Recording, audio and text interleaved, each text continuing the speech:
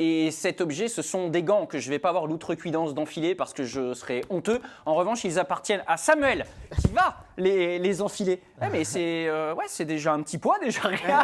La honte, le non sportif. C'est déjà presque un poids de les porter. C'est ça. Ouais, ça pèse combien? Ça pèse 283 grammes. C'est précis, ouais. Ouais. Gants d'entraînement, hein, vous me disiez avant l'émission. En fait, ça c'est du 10, 0Z. Et les 14, ça fait 387 grammes. D'accord, ok. Et donc avec cela, c'est avec cela que vous combattez? C'est, on va dire, plus pour l'entraînement, ça. D'accord, effectivement. Parce que Mehdi, il n'y a pas la même protection, c'est ça? On a besoin de plus de percussion, de moins de poids, justement, en compétition, c'est ça? La réglementation internationale fait qu'effectivement, à partir du moment où on est dans certaines catégories, le poids des gants est un peu plus léger que les gants d'entraînement.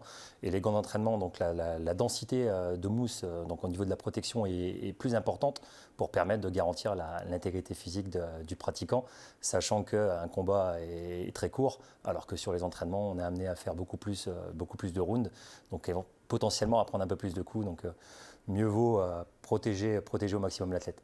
Ouais, ça fait quoi de les porter comme ça et de les regarder d'habitude? C'est un outil de travail d'habitude? Ouais, d'habitude, on est là pour boxer. Mais non, ça... Ouais, je parlais de ring tout à l'heure pour le plateau. C'est juste joute verbale. Hein. Juste les punchlines sont autorisés aujourd'hui. Hein, donc, pas de coups. Oui, donc vous les regardez un petit peu différemment avec nous. Vous les portez combien d'heures par jour? Je m'adresse aussi évidemment à vous, Bilal. Combien de séances en moyenne au quotidien, que vous soyez à l'INSEP ou dans vos clubs respectifs? Tous les jours? Ouais, tous les jours à peu près. Au moins on fait 5 séances avec les gars. 5 séances hebdomadaires? Au moins, par semaine. Ouais. C'est parce que sinon on a l'impression de perdre ou on perd réellement? Est-ce qu'on perd réellement, Mehdi, une journée sans boxe? Ou est-ce que c'est mentalement qu'on perd? Non, parce qu'il y a d'autres manières de pouvoir développer les qualités propres à la discipline. Mais c'est vrai que rien ne remplace le travail en opposition. Et pour pouvoir faire du travail en opposition, les protections sont nécessaires. Donc les gants sont nécessaires. Alors, messieurs, vous avez la particularité de les avoir enfilés très jeunes. Ces gants, Bilal, 4 ans, je crois. Vous venez d'une famille de boxeurs. On aura l'occasion de le détailler. Alors oui, famille de boxeurs, certes, mais malgré tout, quand est-ce qu'on se dit, après avoir enfilé les gants pour la première fois, quand est-ce qu'on se dit oh, c'est vraiment ça que je veux faire plus tard? Ces gants, c'est moi. Moi, ça arrivait à l'âge de 14 ans, où j'ai commencé... Avec les sélections équipe de France? C'est ça. Ouais, ça a commencé au championnat de France, en fait, où j'ai terminé champion et après j'ai été sélectionné en équipe de France cadet.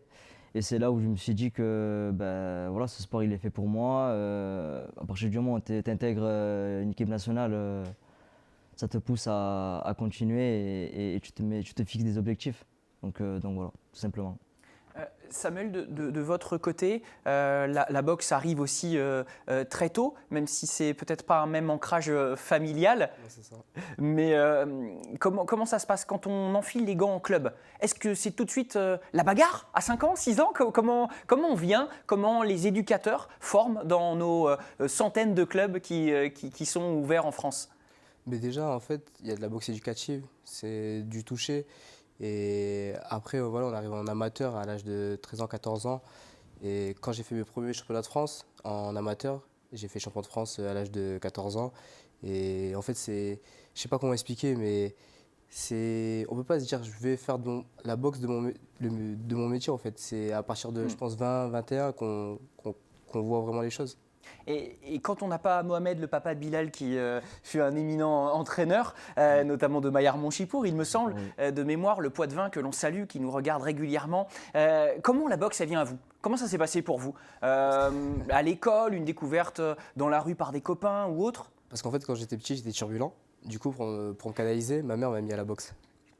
Sur des parcours réguliers, ça Mehdi, ou pas? C'est assez fréquent. C'est assez fréquent. On va canaliser un enfant qui est un petit peu... trop plein d'énergie. Ouais, voilà, énergique. On va le dire ainsi. Alors, 20-21 ans pour se dire et se convaincre qu'on veut faire de la boxe plus tard. Rappelez-nous, à votre niveau de médaillés de bronze mondiaux tous les deux, à quelques années d'intervalle, 2 ans d'intervalle, rappelez-nous, mettez-vous au niveau de celles et ceux qui ne connaîtraient pas la boxe. Vous, au niveau amateur, combien de rounds et combien de temps passé sur un ring en compétition? Voilà, quand vous boxez en compète, comment ça se passe, Bilal? Ça dépend des catégories aussi. D'accord. Enfin, nous, en tant qu'amateurs, c'est du senior surtout. Junior, senior, c'est du 3x3. 3 fois 3 minutes. C'est ça. Si je ne me trompe pas, en cadet, Entrecoupé d'1 minute de récupération. entrecoupé fait. du minute de récupération, en cadet, c'est 3x2, je crois. C'est ça, oui. 3 fois 2 minutes. D'accord. Et après, c'est tout. Ouais. Mais dis un effort qui pourrait être comparable, alors on ne peut pas évidemment comparer à des efforts du quotidien, mais pour que les gens se rendent bien compte, surtout avec les profils qu'on a avec nous, c'est-à-dire des combattants qui vont être un peu dans l'esquive, il y a énormément de vivacité, de vélocité. Est-ce qu'on peut imaginer ce que représente 9 minutes de pareille intensité dans un effort, je ne dirais pas du quotidien parce que c'est impossible, mais qu'est-ce que ça pourrait représenter? Alors, il faut savoir que d'un point de vue énergétique, effectivement, on est sur des efforts intermittents qui sollicitent énormément le cardio en plus des ressources musculaires. Si on devait faire une comparaison avec l'athlétisme, par exemple, on est plutôt sur des courtes distances plus que sur du fond. Cela dit, la particularité de la boxe, contrairement à d'autres sports de combat, c'est qu'en plus de ces paramètres énergétiques, on doit aussi gérer derrière l'aspect poids et notamment les pesées quotidiennes à effectuer tout au long d'un tournoi. C'est-à-dire qu'au judo, par exemple, vous avez une pesée qui est organisée le matin et ensuite, sur toute la journée, vous avez cet enchaînement de combats qui fait qu'à la fin de la journée, vous savez si oui ou non vous êtes sur le podium ou pas. En boxe, on est sur une autre organisation. Quand on parle de Jeux Olympiques, par exemple, on est sur la quinzaine et à partir du moment où on rentre au jeu au premier tour, derrière, on a 15 jours où on doit gérer correctement cette approche diététique pour se peser le jour de chaque combat. Donc ça, c'est un paramètre qui est ultra important à prendre en compte, en plus derrière de l'aspect énergétique sur chaque combat à réaliser sur 3 fois 3 minutes. La gestion d'une quinzaine, puisqu'on parle comme ça, comme si c'était un tournoi de tennis, effectivement, un grand chelem. C'est votre grand chelem à vous et on aura l'occasion de débriefer évidemment vos rendez-vous Tokyo Heat respectifs.